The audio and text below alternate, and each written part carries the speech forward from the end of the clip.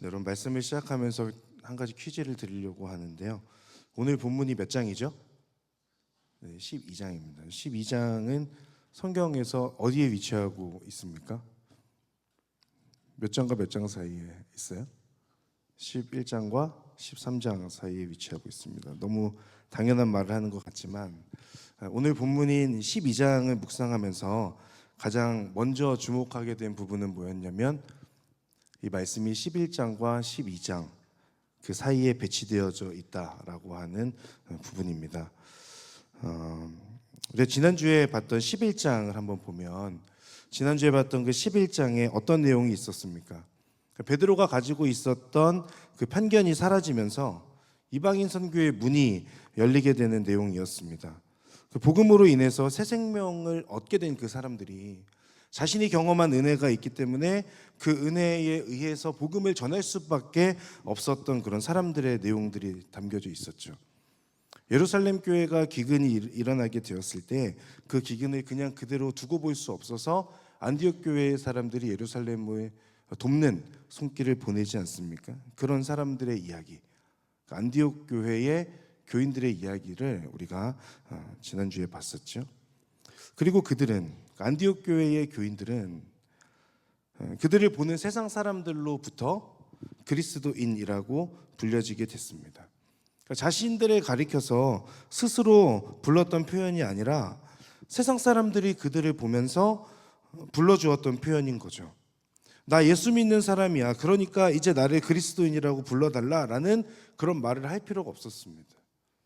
그 사람들이 그리스도인으로서 신앙생활하는 것들을 보면, 예배드리는 모습들을 보면 그 사람들의 모습 속에서 저 사람은 그리스도에게 속한 사람이구나 라고 하는 것을 깨닫게 됐다는 거죠. 그리스도인이란 그리스도에게 속한 사람, 그리스도에게 속했다라고 하는 그 의미를 담고 있지 않습니까? 이들의 행동과 말, 그리고 삶을 대하는 그 태도 자체가 누가 봐도 이 사람들은 그리스도에게 속한 사람들이었던 거예요. 그리스도인이었던 겁니다. 그러면 13장에는 어떤 내용이 있습니까? 11장에 등장했던 안디옥 교회가 다시 등장하죠.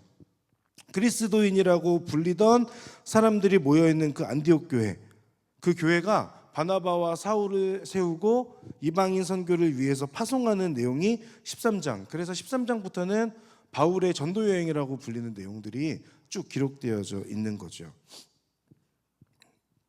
성령의 보내심, 그리고 교회의 보내심을 받은 바나바와 사울은 그들이 가는 곳마다 복음을 전합니다. 그리고 그들을 통해서 복음이 전해지는 그곳에 믿는 사람들이 점점점 늘어나게 되죠. 이 내용 사이에 12장이 있는 겁니다. 12장에 나오는 내용은 사도 야고보의 죽음, 사도 베드로의 투옥, 그리고 교회의 기도와 같은 내용들이죠. 11장의 내용에 이어지는 것은 어떻게 보면 13장인 것 같습니다. 11장에서 바로 13장으로 넘어가서 읽으면 오히려 자연스럽게 읽히거든요.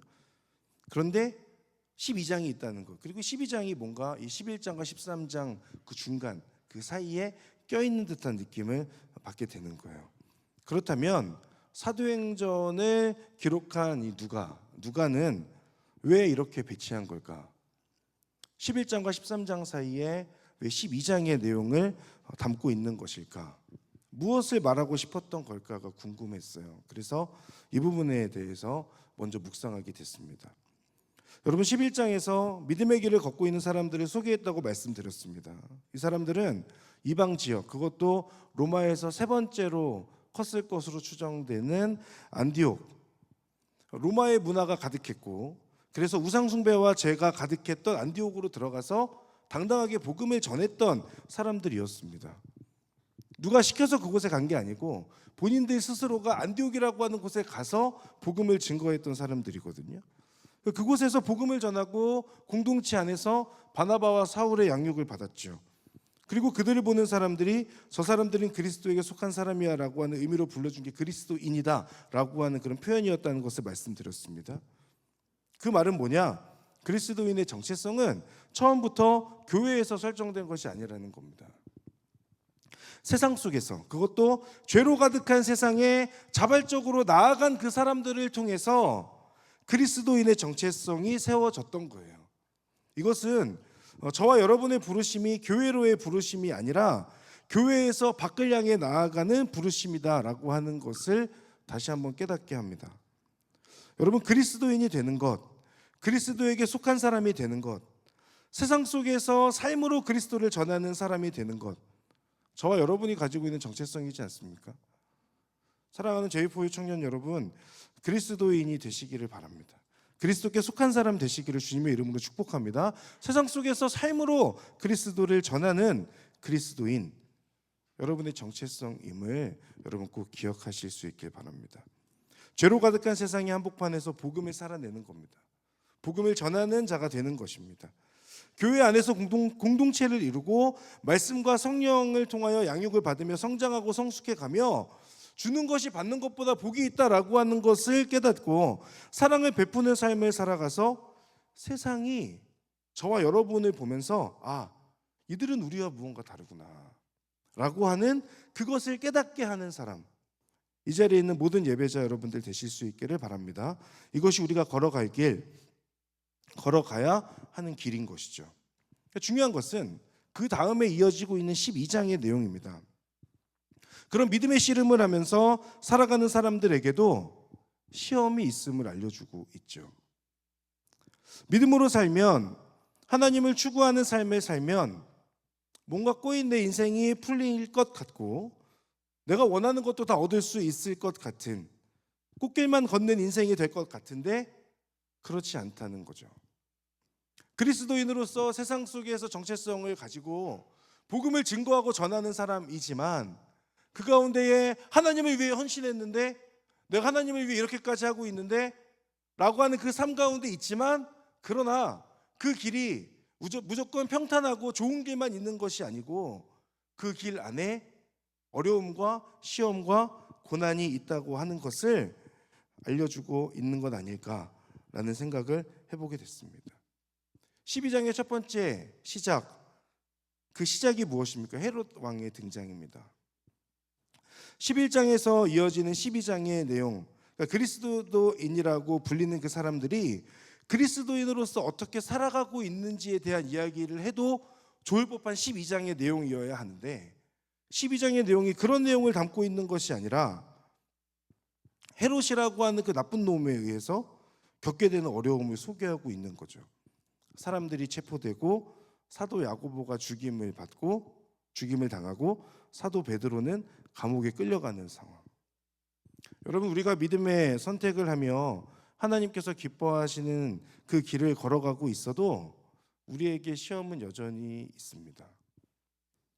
믿음을 선택한다 해서 삶의 어려움과 시험이 사라지는 것이 아니라는 것, 대신 나에게 찾아오는 어려움과 시험과 삶의 그 고난을 혼자 감당하지 않는다는 것이죠.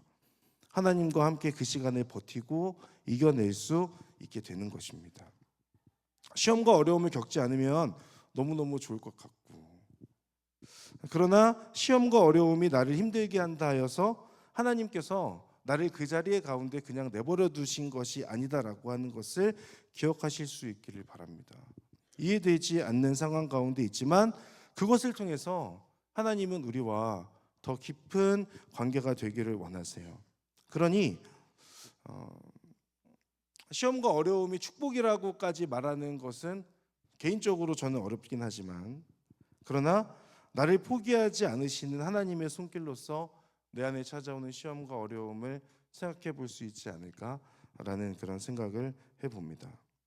혹시 이 자리에 계신 분 중에서 나는 예수님을 믿으려고 노력하고 있고 나름 괜찮게 믿음 생활하고 있는 것 같은데 왜 이렇게 내 삶은 힘들고 내 인생에 답이 없는 걸까 생각하고 있는 분이 계신다면, 예수님과 함께 시간을 보내며 예수님과 가까이에 있었던 야고보가 순교하는 모습, 교회에 속한 그 사람들이 잡혀가고 베드로도 감옥에 가는 그 모습들을 보면서 믿음으로 산다 하여 시험이 없거나 어려움이 없는 것이 아님을 다시 한번 기억하실 수 있기를 바라고, 더 나아가서 초대교회 사람들은 그럼에도 불구하고 믿음을 버리지 않고 계속해서 담대하게 신앙생활을 해갔다라고 하는 것을 기억하며 도전받을 수 있기를 바라고, 다시 믿음의 눈을 들어서 주님을 바라보게 되는 그 결단이 여러분들 가운데 있기를 바랍니다.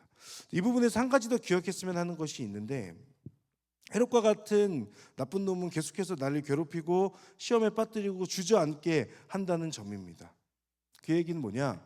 여러분의 믿음을 흔들고 어려움을 겪게 하는 여러분의 헤롯이 무엇이 있는지를 스스로 돌이켜 봐야 된다는 거예요. 하나님 앞에서 나는 믿음 생활하고 있는데 계속해서 나를 힘들게 하고 나를 어렵게 만드는 헤롯과 같은 것, 혹은 헤롯과 같은 존재는 무엇이 있는가, 누가 있는가라고 하는 그 부분, 여러분 헤롯에게 무릎 꿇지 않는 여러분 되기를 바랍니다.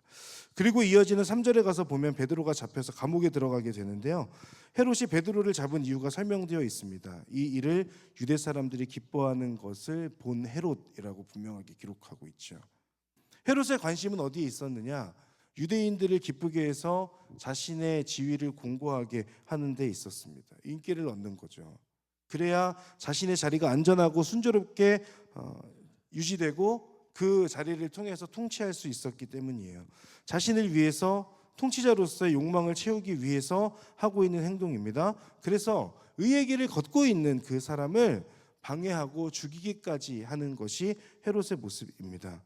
우리를 시험과 어려움에 빠지게 하는 헤롯과 같은 존재, 헤롯과 같은 것들의 특징이라고 할 수 있죠. 믿음의 길을 걸어가는 나의 그 발걸음의 발목을 잡습니다. 베드로가 도망칠까 봐 철저히 지키게 하는 것들을 보면서 이런 시험과 어려움을 이겨내는 것이 생각보다 어려울 수 있겠다라고 하는 생각도 하게 됩니다. 그렇기 때문에 여러분에게 있는 헤롯의 존재가 무엇인지를 여러분 기도하며 깨닫는 은혜가 있어야 되는 거예요.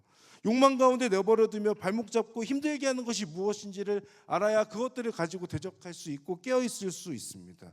헤롯 같은 것들 앞에서 포기하며 마음을 놔버리는 것이 아니라 오히려 헤롯의 존재가 있기 때문에 더욱더 주님을 바라보게 되는 믿음의 선택을 할 수 있는 여러분 되실 수 있기를 바랍니다. 여러분, 세상 속에서 그리스도인으로 살아가는 것이 우리의 정체성이다. 그러나 그 가운데 나를 힘들게 하는 헤롯이 있다. 믿음의 길을 걸어가도 나만의 헤롯은 여전히 나를 힘들게 하고 여전히 있다라고 하는 것, 나의 헤롯을 경계하고 그 존재의 마음을 빼앗기지 마십시오. 이것이 누가가 12장을 통해서 하고 싶은 말이었던 것 같고, 11장과 13장 사이에 그리스도인이 되어서 본격적으로 복음을 증거하러 나아가는 그 중간에 이 12장의 내용, 여기에다가 배치해 놓은 이유가 아닐까 싶었던 거죠. 그렇다면 이처럼 믿음의 길을 걷고자 씨름하고 있는 그리스도인들이 시험과 어려움을 겪을 때 어떻게 반응하고 이겨냈는가, 이 부분을 함께 보고 싶습니다. 5절의 말씀 우리 한번 같이 읽어볼까요? 5절 같이 읽겠습니다. 시작. 이렇게 베드로는 기도했습니다. 아멘. 자, 함께 예배드리며 믿음 생활하고 있었던 사람들이 하나둘 체포됐어요. 그리고 사도 야고보가 순교했습니다. 예루살렘 교회의 기둥과 같은 사람인 베드로가 감옥에 붙잡히게 됐습니다. 그때 공동체가 가장 먼저 선택한 것이 무엇이었습니까? 하나님께 간절히 기도하는 거였습니다. 어떤 다른 방법을 생각하거나 어떤 사람을 찾지 않았어요. 하나님을 찾았고 하나님께 기도했습니다. 왜냐? 다른 방법이 없음을 알기 때문입니다. 이것을 해결할 수 있는 분은 하나님밖에 없다라고 하는 것을 알기 때문이에요. 하나님께 호소하고 도움을 요청하는 것은 기도밖에 없다는 것을 알기에 지금 이 사람들은 그 위기 앞에서, 어려움 앞에서 가장 먼저 선택하는 것, 하나님께 기도하는 것을 선택했다는 거죠. 이것이 가장 먼저 기도를 선택한 이유입니다. 그렇다면 여러분, 반대로 기도하지 않았다면 어떤 이유 때문이겠습니까? 다른 방법이 있다고 생각하기 때문이지 않을까요? 하나님 외에 다른 사람이 내 문제를 해결해 줄 수 있다고 생각하기 때문이지 않겠습니까? 그러니 하나님께 도움을 요청하는 그 기도를 하지 않게 되는 것이겠죠. 사랑하는 여러분, 기도하십니까? 안 하십니까? 내 삶의 어려움을 해결할 분이 하나님 뿐임을 믿으십니까? 그런데 기도하지 않으십니까? 여러분이 겪는 그 문제 앞에서 가장 먼저 하게 되는 선택이 여러분의 그 삶의 모습이 어떠한 모습인지 한번 스스로 돌이켜 보셔야 되는 거죠. 저도 말씀을 준비하면서 하나님, 제가 이런 말씀을 나눌 자격이 있을까요? 저는 어떤 문제가 생기면 가장 먼저 이것을 어떻게 해결해야 될까 머리를 굴리는데, 어떻게 하면 이것을 다른 사람을 통해서 해결할까 그것들을 찾고 있는데, 제가 이 말씀을 나눌 수 있는 자격은 없는 것 같은데 그래도 당당하게 나눠야 되겠다라는 생각을 가지고, 여러분이 겪는 문제 앞에서 가장 먼저 하게 되는 선택이 기도이기를 바랍니다. 생각이 앞서서 스스로 방법을 찾고자 노력하거나 어떤 사람이 먼저 생각나서 그 사람에게 조언을 구하는 것이 아니라 하나님 앞에 나아가서 엎드리는 것, 기도하는 것, 그것을 선택하시는 제2포유 청년 여러분 모두가 되실 수 있기를 주님의 이름으로 축복합니다. 공동체도 동일합니다. 여러분, 5절의 이 간절한 기도는 개인의 기도가 아니에요. 함께 모여서 기도한 거지 않습니까? 공동체 구성원들의 마음이 모아진 거고 모두가 같은 마음으로 같은 간절함으로 하나님께 지금 기도하고 있는 겁니다. 공동체가 기도에 가장 힘을 쏟았던 그런 모습으로서 보여지고 있는 거죠. 기도가 최우선되는 제2포유 공동체 될 수 있기를 바랍니다. 여러분, 베드로가 감옥에 갇히자 이제 공동체는 그를 위해 간절히 기도했다고 말씀드렸어요. 그 기도는 아마도 베드로가 감옥 안에서 너무 힘들지 않기를 위해서, 그리고 사도 야고보처럼 또 우리에게 중요한 인물인 베드로를 죽게 내버려 둘 수 없다라고 하는 그런 어떤 긴급한 마음에서, 그리고 베드로가 속히 풀려나기를 위하는 마음에서 했던 기도였을 겁니다. 그렇죠? 그런데 독특한 것은 정작 베드로는 감옥 안에서 쇠사슬에 묶인 채 잠들고 있다는 거예요. 공동체는 너무나 지금 급한 마음에 하나님 붙잡고 기도하고 있는데 베드로는 감옥 안에서 잠을 잘 자고 있는 모습. 제가 베드로였다면 나도 야고보처럼 죽임을 당할 수 있겠다라고 하는 그런 생각이 들면서 불안했겠죠. 그래서 잠들기는커녕 살려달라고 풀어달라고 뭔가 용을 쓰거나 아니면 하나님께 기도를 하거나 그렇게 했을 것 같습니다. 그런데 베드로는 잠을 자요. 대단한 믿음입니다. 피곤해서 잠들었다 생각할 수 있겠지만 아무리 피곤해도 죽음 앞에서 잠들 사람 없을 겁니다. 그 잠든 베드로 하나님을 믿었기 때문이죠. 그 믿음으로 마음의 평안함이 그에게 있었기 때문입니다. 마치 폭풍우가 몰아치고 빗물인지 바닷물인지 모르겠지만 배에 물이 차고 있는 상황 가운데에서 여전히 태평하게 주무시고 계셨던 예수님처럼 베드로는 지금 그 감옥 안에서 쇠사슬에 묶여 있음에도 불구하고 그 옆에 경비병들이 지키고 있음에도 불구하고 잠들어 있는 모습 볼 수 있습니다. 여러분, 고난과 문제, 시험 앞에서 하나님을 바라보는 저와 여러분들이 될 수 있기를 바랍니다.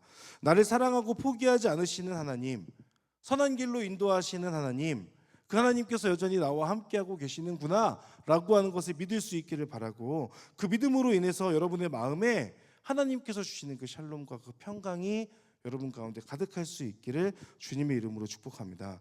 한 가지 더, 이렇게 베드로가 잠들 수 있었던 것은 베드로가 믿었기 때문일 수도 있는데 다른 한편으로는 베드로를 위해서 기도하고 있는 그 기도 때문일 수도 있어요. 그렇죠? 베드로가 기도하고 있기 때문에 그 사람들이 베드로를 위해서 기도하고 있기 때문에 그 간절한 공동체의 기도가 베드로가 잠들 수 있게 하는 어떤 그런 요인이 될 수 있었다는 거죠. 그리고 중보기도는 능력이 있습니다. 중보기도 가운데 하나님께서 그 중보기도를 통해서 일하시고 역사하시는 그것들을 이번 여름에 경험할 수 있길 바랍니다. 아까 전사님께서 광고하시는데 아우니치를 위한 기도회도 있고, 그리고 기도회 이름 노인 기도회였던 것, 그런 기도회도 있는데 그 기도의 자리 가운데 나아가셔서 그 기도의 능력, 기도를 통해서 일하시는 하나님의 능력, 그것들을 모두 다 경험하시고 체험하시는 여러분들 되실 수 있기를 바라요. 이처럼 기도는 하나님께서 일하시는 통로입니다. 여러분, 기도하지 않아도 일은 진행됩니다. 여러분이 기도하지 않아도 아우니치 여러분이 준비하는 것만큼 잘 진행될 수 있습니다. 그러나 개인이나 공동체가 가진 그 능력만큼 진행될 거예요. 기도하지 않는다고, 일한다고 해서 일이 진행되지 않는다라고 생각하지 않습니다. 저는 일은 분명히 진행됩니다. 하지만 그 정도까지만 진행이 될 거예요. 그러나 기도하면 전능하신 하나님께서 움직이시는 줄 믿습니다.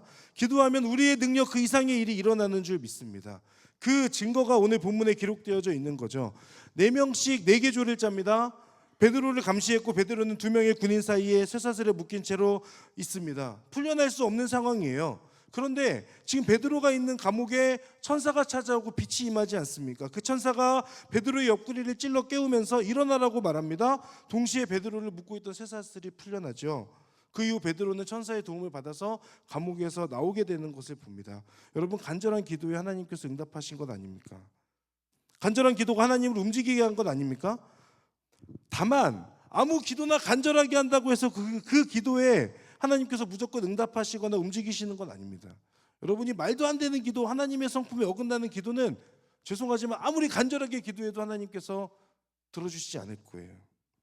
그러니 우리에게 필요한 건 뭐냐면 하나님의 마음을 알고 기도하는 거예요. 하나님께서 무엇을 원하실까? 내가 하나님을 아는 만큼 하나님께 기도할 수 있습니다. 하나님의 성품이 어디에 있는지, 하나님의 뜻은 어디에 있는지, 하나님은 어떠한 분인지를 아는 만큼 하나님의 그 뜻을 구하며 하나님께 기도할 수 있다는 거죠. 내 마음을 위한 기도가 아니라 하나님을 위한 기도가 간절하게 될 때 하나님께서 움직이시는 줄 믿습니다. 제가 자주 듣는 질문 중 하나, 모든 교육자님들 똑같이 얘기 드릴 텐데, 간절히 기도하는데 왜 하나님 응답이 없죠? 라고 하는 그 질문입니다. 근데 보통 이제 지체분들이 그렇게 얘기를 하면은 목사나 전도사는 솔직하게 말할 수가 없어요. 왜 그런지 어느 정도 알겠는데 근데 말을 못 하겠어요. 왜냐하면 그렇게 말을 상처받을까 봐. 여러분, 이 질문에 대한 답은 단순합니다. 먼저 그의 나라와 그 의를 구하는 겁니다. 지금 누군가 마음에는 또 저 소리 하고 있다고 하실지 모르겠습니다. 목사가 특별한 대답을 알려주진 않고 나도 아는 것을 말하고 있다고 생각하시는 분이 이 자리 가운데 계실지도 모르겠습니다. 알고 계시니까 드리는 말입니다.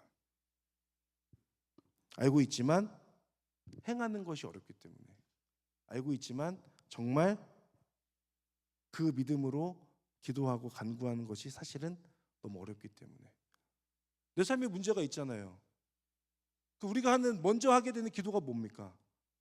이 문제를 어떻게든 해결해 달라고 기도하게 되지 않습니까? 그런데 주님께서 우리에게 알려주신 방법은 단순해요. 먼저 그의 나라와 그 의를 구하라. 그리하면 이 모든 것을 너에게 더할 것이다 말씀하시지 않았습니까? 알고는 있지만 하기 어려운 그 말, 그것 때문에 우리의 간절한 기도에 하나님의 응답이 없을 수 있다. 여러분, 기도의 이유와 초점을 나에서 하나님으로 바꿔보십시오. 그러면 응답이 없는 기도는 없습니다. 하나님의 모든 일하심과 선택은 나를 선한 길로 인도하시기 때문입니다. 그렇기 때문에 무응답도 응답일 수 있는 거죠. 하나님을 나의 하나님으로 신뢰하는 여러분 되시기를 바랍니다. 초자연적인 사건들이 연속적으로 일어나고 결국 베드로는 감옥에서 나옵니다. 그 후에 베드로가 하는 고백이 인상적입니다. 우리 11절 말씀 함께 볼까요? 같이 읽겠습니다. 시작. 비로소 베드로는 정신이 들어 이제야 분명히 알겠다. 주께서 천사를 보내 헤롯의 소나기와 유대 사람들의 모든 기대에서 나를 구해 주셨다라고 말했습니다. 아멘. 여러분, 베드로가 이야기합니다. 이제야 분명히 알겠다. 뭘 알았다는 겁니까? 문맥상 감옥에서 탈출했다는 거 아는 거죠. 내가 구원받았다라고 하는 것을 지금 아는 겁니다.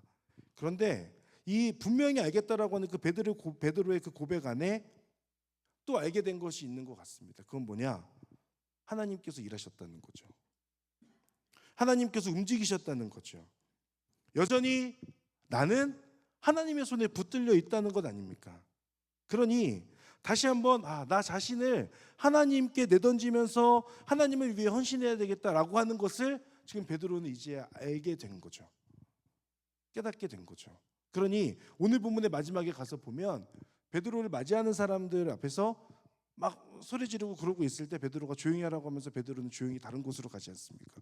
뭐 하러 갔겠어요? 베드로는 지금 마음이 급한 거죠. 자신이 경험한 그것을 전하는데 빨리 나아가야 되는 거 아닙니까? 그러니 베드로가 지금 이제야 분명히 알겠다라고 하는 것은 단순히 자신이 감옥에서 풀려나서 이곳에 왔다는 것을 알겠다는 것 그 이상의 이 가운데 역사하신 분은 하나님이구나. 하나님께서 내 지금 감옥 가운데 있는 그 상황 속에서 움직이셔서 나를 이렇게 이끌고 오셨다는 거구나. 그러면 나도 이대로 있지 않고 감옥에서 이제 풀려난 만큼 하나님을 위해서 더 헌신하는 삶을 살아야 되겠다라고 하는 그 믿음과 그 마음이 베드로의 마음 가운데 생겨나지 않았을까요? 사랑하는 여러분, 베드로의 고백이 저와 여러분의 고백이기를 바랍니다. 하나님, 이제야 분명히 알겠습니다. 하나님은 저를 사랑하십니다. 저를 위해서 지금도 일하고 계십니다. 제가 하는 그 기도에 하나님 응답하고 계십니다.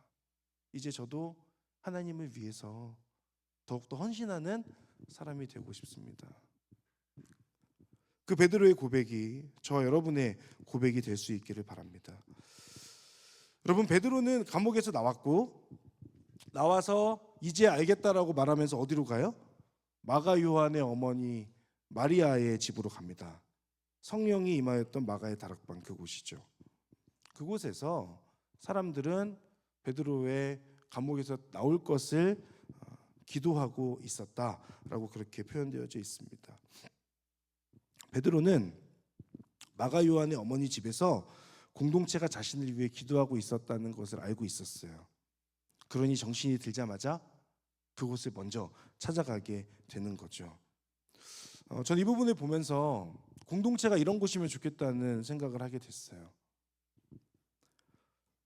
베드로가 감옥에 있고 탈출하게 되었을 때에 베드로의 그 마음 한켠에는 이 공동체는 나를 위해 기도해 준다.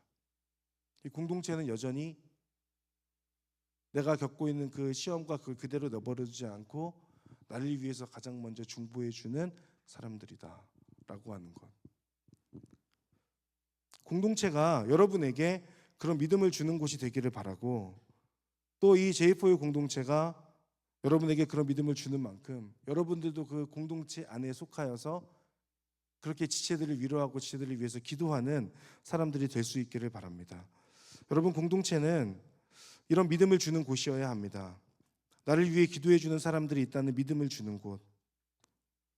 동시에 여러분이 속한 곳이 여러분의 속한 그 순위, 그런 믿음을 주는 순위 될 수 있기를 바랍니다.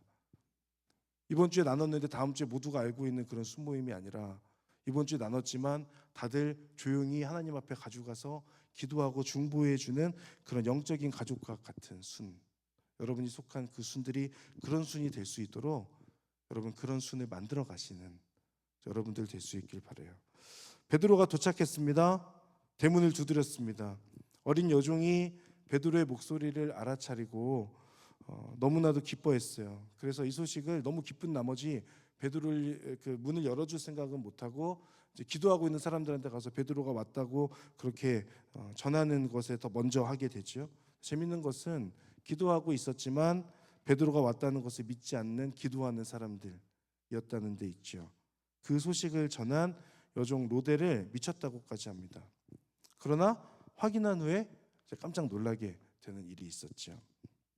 마가복음 11장 24절에는 이렇게 말씀합니다. 그러므로 내가 너희에게 말한다. 무엇이든지 너희가 기도하고 간구하는 것은 이미 받은 줄로 믿으라. 그러면 너희에게 그대로 이루어질 것이다. 아멘. 여러분들 욕심대로 구하는 것이 아닌 하나님의 뜻대로 구하는 기도라면 그대로 될 줄 믿고 기도하십시오.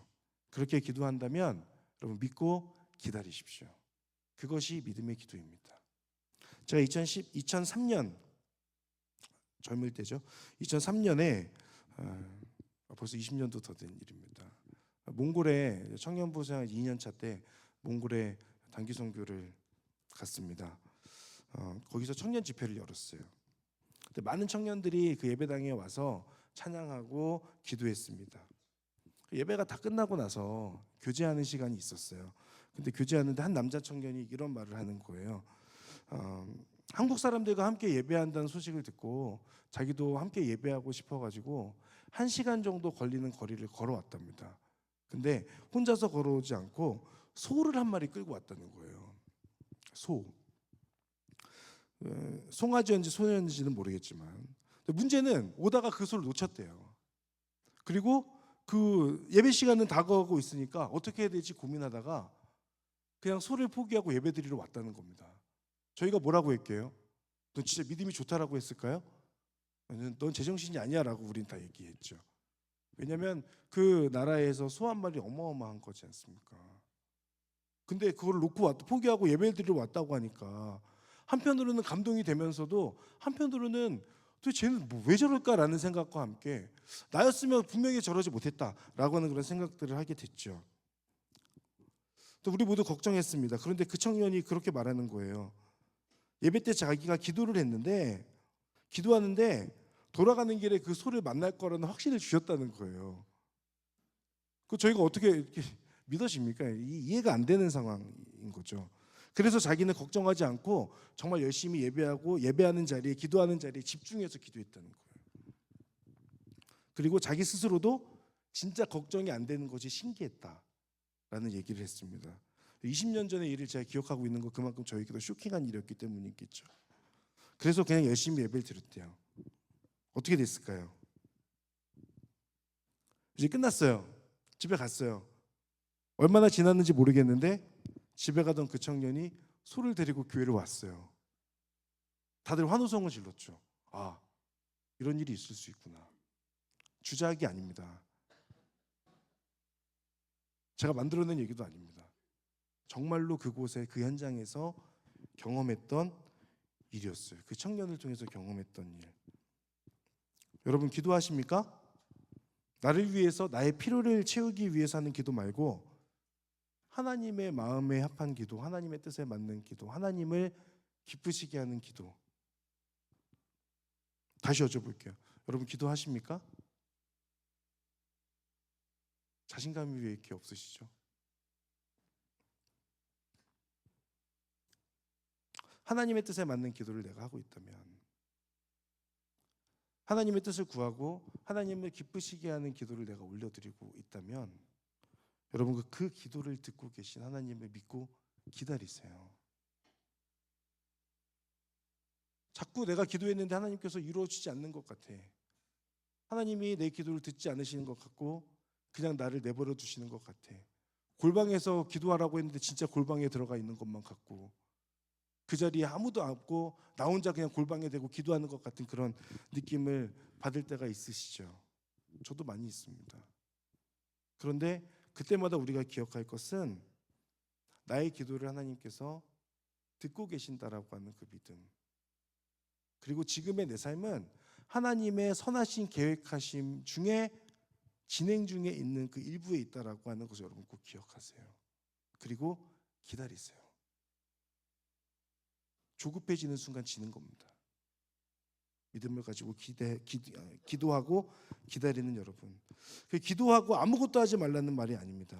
기도하며 하나님의 일하심을 기대하자는 거예요. 그런 여러분들 되시기를 바라요. 사랑하는 여러분, 오늘 본문을 통해서 우리는 기도를 배울 수 있어요. 삶의 고난과 어려움 앞에서 첫 번째 선택, 기도이기를 바랍니다. 나의 지혜로 방법을 찾는 노력도, 다른 사람에게 구하는 조언도 여러분에게 있어서 후순위에 있기를 바랍니다. 기도함을 통해서 하나님 앞에 엎드리는 여러분 되실 수 있기를 바랍니다. 우리의 간절한 기도는 하나님의 마음을 울립니다. 하나님의 일하심을 경험하는 통로가 됩니다. 기도하면 하나님의 마음을 두드리고 하나님은 움직이셔서 우리의 마음과 우리의 삶을 두드리십니다. 그로 인해 하나님의 일하심을 알게 되고 내 삶이 하나님의 손에 있음을 알게 되는 거예요. 여러분 그 깨달음과 은혜가 여러분들 가운데 있기를 바라요. 하나님의 뜻을 먼저 구하며 간절히 기도한다면 그대로 이루어질 것을 믿고 기다리십시오. 기도를 듣고 계신 하나님께서 응답하실 거예요. 기도하며 조급해하는 것이 아니라 기도하고 기다릴 수 있는 여유를 지닌 믿음의 사람들 되시기를 주님의 이름으로 축복합니다. 이것이 오늘 본문을 통해서 우리가 배울 수 있는 기도의 세 가지 내용입니다. 첫 번째 선택이 기도인 것, 그리고 우리의 기도를 통해 하나님께서 움직이신다는 것, 그리고 믿음으로 기도하고 있다면 조급해하지 말고 기다리자는 것. 그 세 가지를 붙들고 살아가는 여러분 되실 수 있기를 바랍니다. 어느 한 책에서 이런 문장을 본 적이 있습니다. 흐르는 물에 자신의 얼굴을 비추어 볼 수 없는 것처럼 삶의 여러 일들로 분주한 마음에 하늘빛은 스며들지 않는다라고 하는 문장이에요. 여러분, 시험과 어려움과 고난이 있잖아요. 평탄한 삶은 아니잖아요. 그런데 그 가운데에서도 우리가 기억할 것은 그런 어려움과 시험과 여러 상황들 가운데 내 마음을 그냥 그렇게 흘려보내는 대로 내버려 두지 말고, 그 흐르는 물에서 내 얼굴이 보이지 않는다고 자꾸 거기서 그렇게 물을 탓하고 있지 말고 잠시 멈추어서 하나님 앞에 기도하면서 그 하나님의 은혜와 일하심을 기다림으로 여러분의 그 삶에 하나님의 은혜의 빛이 함께 하시기를 바라고, 그것을 통하여 하나님과 함께 하는 그 삶의 기쁨이 기도하는 여러분의 삶에 온전히 충만하게 경험되어지기를 주님의 이름으로 축복합니다. 우리 시간에 함께 찬양하며 나아갈 때에 오래된 찬양인데 아실지 모르겠는데 하지만 같이 불러보고 기도하는 시간 갖겠습니다. 왜 슬퍼하느냐? 왜 슬퍼하느냐? 왜 걱정하느냐? 무엇 두려워하느냐? 아무 염려 말아라. 큰 어려움에도 큰 아픔이 있어도 이제 아무 걱정하지 마. 내가 늘 붙들어 주리. 내가 너와 항상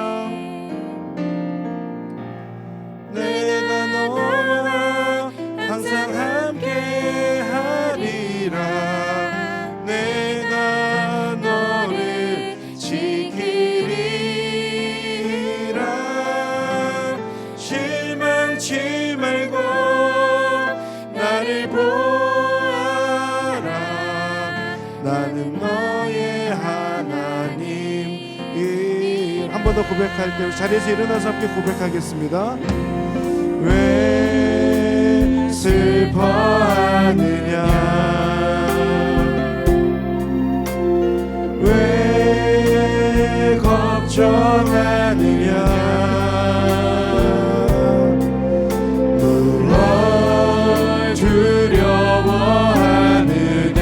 아무 염려 말아라. 아무 염려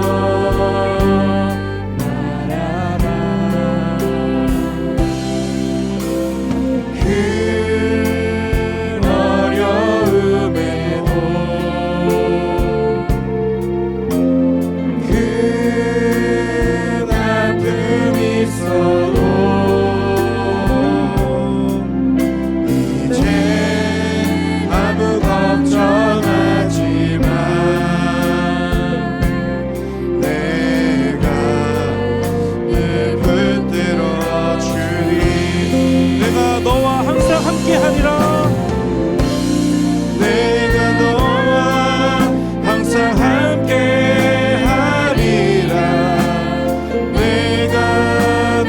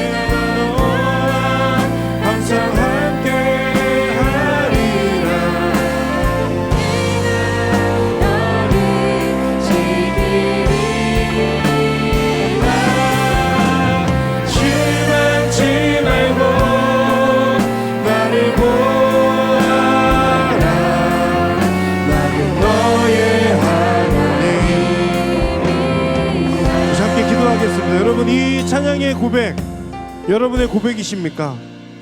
진짜 믿음으로 이 찬양을 올려드리셨습니까? 여러분, 그렇다면 이 시간 함께 결단하며 나아갑시다. 하나님, 저의 삶의 어려움과 고난과 하나님 고민들 앞에서 다른 사람을 의지하거나 다른 것들을 찾지 않겠습니다. 가장 먼저 주님을 찾는 믿음의 선택을 하게 하여 주시옵소서. 하나님, 그 모든 상황 속에서 하나님 앞에 다시 한번 결단하오니 하나님, 저의 기도를 들으시는 하나님의 시기에 하나님 앞에 나의 마음을 가장 먼저 쏟아놓는 믿음의 선택을 할 수 있도록 인도하여 주시옵소서. 사람을 의지하지 않고 하나님만을 의지하는 믿음으로 나아갈 수 있도록 역사하여 주시옵소서. 자, 주여 한번 부르며 하나님 앞에 함께 기도하며 나가겠습니다. 주여,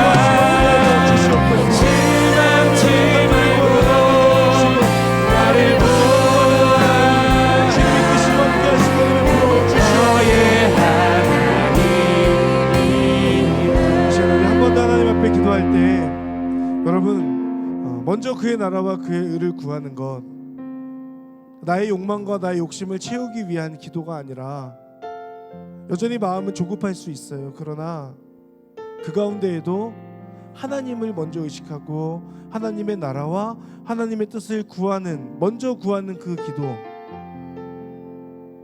하나님께서 분명히 여러분의 기도에 응답하실 것입니다. 여러분, 이 시간 함께 기도할 때 하나님, 제가 믿음으로 기도하겠습니다. 하나님의 뜻을, 하나님의 나라를 먼저 구하는 기도를 올려드리는 사람이 되겠습니다. 그 가운데에 제가 조급해함으로 하나님을 부인하거나 하나님의 뜻을, 또 하나님의 그 사랑을 의심하는 일 없도록 하나님 도와주시고, 하나님을 붙들고 하나님을 바라봄으로 인하여 하나님의 그 응답을 잠잠히 기다릴 수 있는 믿음의 사람이 될 수 있도록 인도하여 주시옵소서. 하나님, 그래서 하나님, 저의 기도 가운데 제가 기다리며 하나님의 일하심을 기대하겠습니다. 제 삶 가운데 더욱더 강한 능력으로, 하나님의 강력한 개입하심으로, 하나님의 직접적인 말씀하심으로 나의 기도 가운데 응답하시고 함께하여 주시옵소서. 우리 그 마음의 간절함을 담아서 한 번 더 주여 한번 부르며 하나님 앞에 함께 기도하며 나아갑니다. 주여, 할렐루야. 하나님의 은혜를 간구하며 나아갈 때 하나님의 도우심을 받고 나아가는 믿음의 사람들이 될 수 있도록 주님 인도하시고 함께하여 주시옵소서. 하나님의 뜻을 간절히 구하고 믿음의 사람을 걸어가는 하나님의 사람들이 될 수 있도록 주여 인도하시고 함께하여 주시옵소서.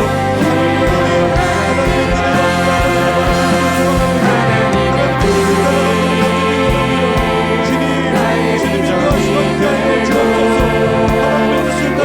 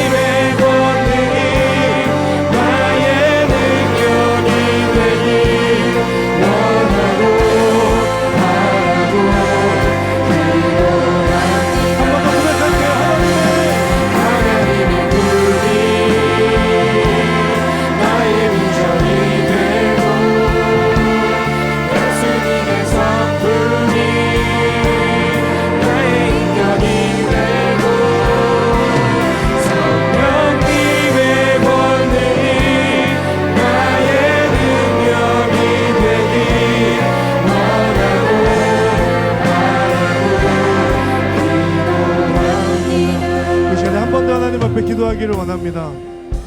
여러분, 세상 속에서 그리스도에 속한 사람으로 살아가는 것이 우리의 정체성입니다. 여러분 믿으십니까? 여러분의 정체성이 거기에 있어요. 교회 안에서 빛과 소금이 되고 어떻게든 교회 일꾼이 되는 거 중요하죠. 그러나 여러분의 부르심의 그 자리, 세상 가운데에서 그리스도인으로 살아가는 것이 우리의 정체성인 줄 믿습니다. 그 가운데 우리를 자꾸 유혹하고 위협하고 우리를 자꾸 시험에 빠지게 하는 헤롯과 같은 존재들이 있습니다. 여러분 이 시간 함께 하나님의 은혜를 구하며 기도하시지 않겠습니까? 하나님, 제가 믿음의 길을 걸어갈 때 때로는 그 헤롯과 같은 것들 때문에 하나님을 향한 그 신뢰를 저버린 적도 있고, 하나님을 바라봤던 그 시선을 다른 데로 돌린 적도 있고, 그 마음을 다른 데 두었던 적도 있습니다. 그러나 하나님, 죄로 가득한 그 안디옥으로 뛰어들어가 복음을 증거하였던 그 안디옥의 그리스도인들처럼 하나님, 저를 불러주신 그 부르심의 자리 가운데 확고한 그 믿음과 복음을 붙들고 세상 가운데로 나아가는 자가 되겠습니다. 제가 바로 그 가운데 정체성이 있고 그 속에서 그리스도에 속한 것을 증명할 수 있는 믿음의 사람으로 저를 사용하여 주시옵소서. 하나님, 부족합니다. 그래서 하나님의 은혜가 필요합니다. 연약합니다. 그래서 하나님의 도우심이 필요합니다. 주님 도와주십시오. 그 정체성에 걸맞는 믿음의 삶을 살게 하여 주시옵소서. 그 시간 주여 한번 부르며 하나님 앞에 한 번 더 기도하며 나가겠습니다. 주여,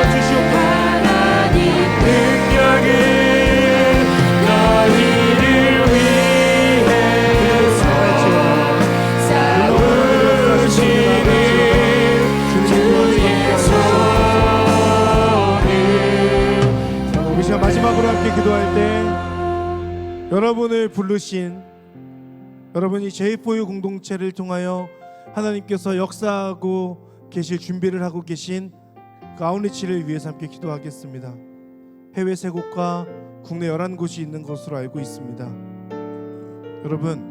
여러분이 나아가는 그 발걸음에 하나님의 복음이 가득 담기기를 바라고, 여러분이 가는 그곳에서 만나는 사람들에게 여러분의 만난 하나님의 그 은혜와 여러분이 경험한 그 복음에 의한 다시 태어남의 그 은혜가 온전히 증거되고 간증되는 데 쓰임받는 여러분 되시기를 바랍니다. 아직 고민하고 계신 분이 자리 가운데 계실 텐데 아웃리치의 자리 가운데로 나아가 하나님을 증거하는 데까지 결단하는 시간이 될 수 있기를 바랍니다. 그리고 이 제4유 공동체를 부르신 해외와 국내의 그 지역들, 특별히 여러분이 가는 곳이 있다면 그곳을 놓고, 그곳에서 만날 영혼들을 놓고 여러분 이 시간에 잠시 기도하는 시간을 갖기를 원합니다. 하나님, 우리를 통해 일하여 주십시오. 우리를 통해 예수님의 복음이 증거되게 하여 주십시오.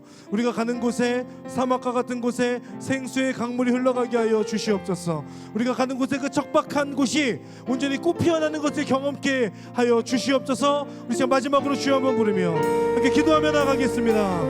주여,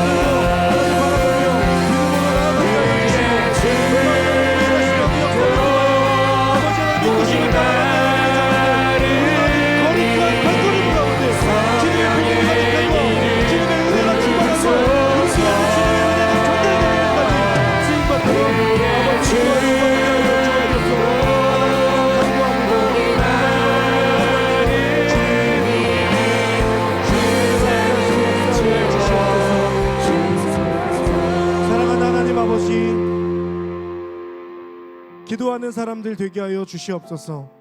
하나님, 기도할 때에 의심하지 아니하고 다른 것에 마음 빼앗기지 아니하고 그 어려움 앞에서 가장 먼저 선택하게 되고 가장 먼저 생각나는 것이 나를 사랑하고 계신 하나님께 기도하는 그런 하나님의 자녀들 될 수 있도록 인도하여 주시옵소서. 내 욕심을 구하는 것이 아니라 하나님의 나라와 뜻을 먼저 구하는 자가 되게 해주시고 그 기도 가운데 응답하여 주시기를 간절히 구하고, 하나님 그 간절히 구했다면 하나님께서 이루실 것을 기대하며 하나님의 은혜를 기다리는 하나님의 자녀들이 될 수 있도록 은혜 내려 주시옵소서.